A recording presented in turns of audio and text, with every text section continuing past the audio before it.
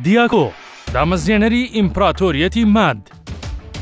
ئەگەرچی ئیمپراتۆریەتەکەی بەتەنها لەسەر کورد هەژمار ناکرێت، چونکە لە کۆندا هیچ ئیمپراتۆریەتێک بەتەنها لە یەک نەتەوە پێک نەهاتووە، بەڵام ئەوە بچووکردنەوە نییە، بەڵکو ئەوەیە کە بوترێت ئیمپراتۆریەتی ماد با ڕابەرایەتی دیاکۆ توانیوێتی سنوورێکی گەورە لە ڕۆژهەڵاتی ناوەڕاست بخاتە ژێر دەستی خۆیەوە و تەواوی ئەو ناوچانەی کە پێی دەوترێت کوردستانی گەورە بە زیادەوە بخاتە ژێر کۆنتڕۆلی خۆیەوە.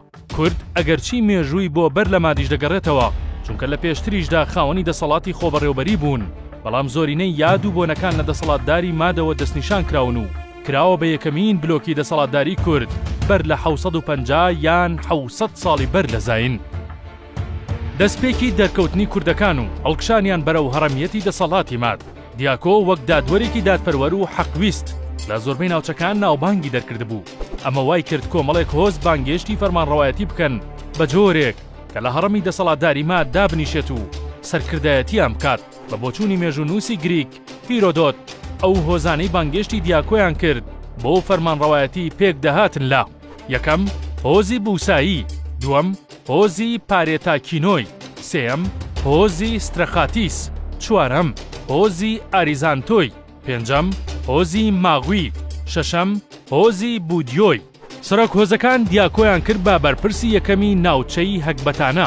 ئەگەرچی ئەو ناوچەیە لە دوای دەسەڵاتداری دیاکۆ بەرەو پێشچوونی بەخۆیەوە بینی، دواتر دیاکۆ هەوڵیدا دەسەڵاتدارەتی لەو ناوچەیە بەرفراوان بکات و وەک ئیمپراتۆریەتێک دەسەڵاتدار بێت، نەک وەک هێزی هۆز. هیرۆدۆت لە باسی دیاکۆتا بەو جۆرە دەست پێ دەکات و دەڵێت لە ناو مادەکاندا کابرایەکی ژیر هەبوو بە ناوی دیاکۆ. مادەکان گودنشین بوون. دیاکۆ لە ناو ئەواندا خاوەنی ناوبانگی زۆر بوو. شەڕی ڕەوایەتی بەرامبەر ناڕەوایەتی بوو بە هۆکارێک بکرێتە دادوەر. مادەکان لەو سەردەمەدا هاوسێی مانایەکان و ئوردویەکان بوون. هەندێک سەرچاوە ئاماژە بەوە دەکەن کە ناوی میدیەکان بۆ جاری یەکەم دەگەڕێتەوە بۆ ساڵی 830 بەر لە زاین. ئەوەی کەوا دەکات لەم قۆناغەدا هێزەکان لە دەوری یەکتر کۆ ببنەوە و دیاکۆ هەڵبژێرن. مەترسی و هێرشی بەردەوامی هێزە دراوسێکانیان بوو، بەتایبەت ئاشووریەکان. دیاکۆ سنووری دەسەڵاتداری فراوان دەکات و لەگەڵ دەسەڵاتی ئەو کاتی ناوچەکە دەکەوێتە جەنگ. هەرچی پێوەستی جوگرافی هەیە، مادەکان ڕێگە سەرەکیە بازرگانیەکان کە ئەمڕۆ بەڕێگەی ئاوریشمی دەناسرێت توانیان بیخەنە ژێر دەستی خۆیان و ماد بوو بە ئەڵقەی بازرگانی لە ناوچەکەدا. ئەمەش بوو بەهۆی ناوبانگێکی زۆر بۆ مادەکان و مەترسیەکی گەورەش بۆ نارەکانیان.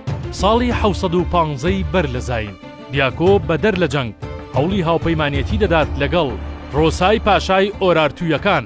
لا دژی ئەو هەنگاوەیان ئاشوورەکان هێرشێکی گەورە و بەرفراوان دەکەنە سەر دەسەڵاتەکەی و دیاکۆ و خێزانەکەی دەگرن و پاشان دووری دەخەنەوە بۆ حەمما.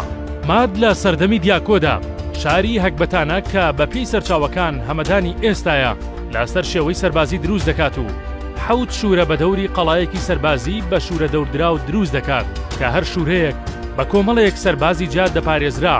لە دوو ڕوانگەوە مێژوونووسان باسی دەکەن: یەکەم دروستکردنی شار و قەڵایەکی لەم شێوەیە ئەو پەڕی ئاگاییبوونی دیاکۆ دەدەخات لە هونەری سەربازی لەو کاتەدا. دووەم بوونی قەڵا و شوورە نیشاندانی ڕادەی هێزی شارستانی بوونی مادەکانە کە بە دوای جێگیربووندا دەگەڕان. گەرچی بەشێکی گەورەیان خەریکی شوانکارەیی بوون و بەشێکی تریان پشتوکاڵ. دووەم پاشای مادەکان کە دەسەڵات دەگرێتە دەست ناوی فرورتشە کە دەسەڵاتدارەتی دەگەڕێتەوە بۆ ساڵی 655 تا 633 بەر لە زاین. مادەکان لە سەردەمی دەسەڵاتداری ئەو کە هاوکاتە لەگەڵ بەهێزبوونی پارسەکان و سکاییەکان، بەڵام هێرش دەکاتە سەر پارسەکان و مەڵبەندی سەرەکیان دەخاتە ژێر کۆنتڕۆلی خۆیەوە. دواتر بەهێزێکی زۆرەوە هێرش دەکاتە سەر ئاشووریەکان لە نەینەوە، بەڵام بەر لە گەیشتن ئاشووریەکان هێرشیان کردە سەری و سکاییەکان کە ئەو کاتە هاوپەیمانی ئاشووریەکان بوون لە قۆڵێکی تر لە مادەکانیاندا. سەرنجام لەم جەنگەدا فرورتش دەکوژرێت. سێەم کەس کە لە مادەکان دەسەڵات دەگرێتە دەست کەی خوسرەوی کوڕی فرورتشە. لە سەردەمی دەسەڵاتداری ئەودا مادەکان زۆر بەهێز بوون و دواتر هاوپەیمانەتیان بەست لەگەڵ نەبوو خزنە سەر پاشای بابل. دواتر کۆتاییان بە دەسەڵاتی ئاشووریەکان هێنا.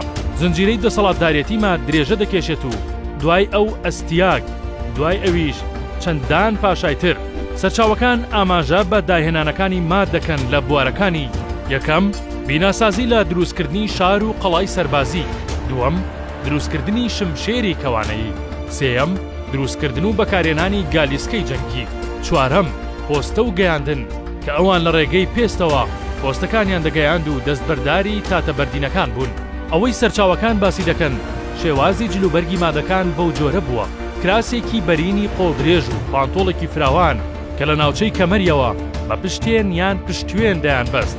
زۆر جار ئەم پشتوێنە بە زێر دەنەخشێنرا، چاکەتێکی لە پێست دروستکرا و کڵاوێکی بازنەیی و خەنجەرێک لەبەر کەمەردا، هەرچی پەیوەستی بیر و باوەڕیانە. سەرچاوەکان ئاماژە بە زەردەشتێت دەکەن کە موغەکان پاراستویانە، تەنانەت موغەکان لە ناوی یەکێک لەو حەوت هۆزە هاتووە کە میدیاییان پێک دەێنا و دیاکۆیان کرد بە پاشا. لە ئێستادا ئەو شێرە بەردینەی لە ناوەڕاستی هەمەدان دانراوە، ئاماژەیە بە میراتی دەسەڵاتداری ماد. لە بواری کوشت و کاڵیشدا مادەکان پشتیان بە دوو ڕێگە بەستووە.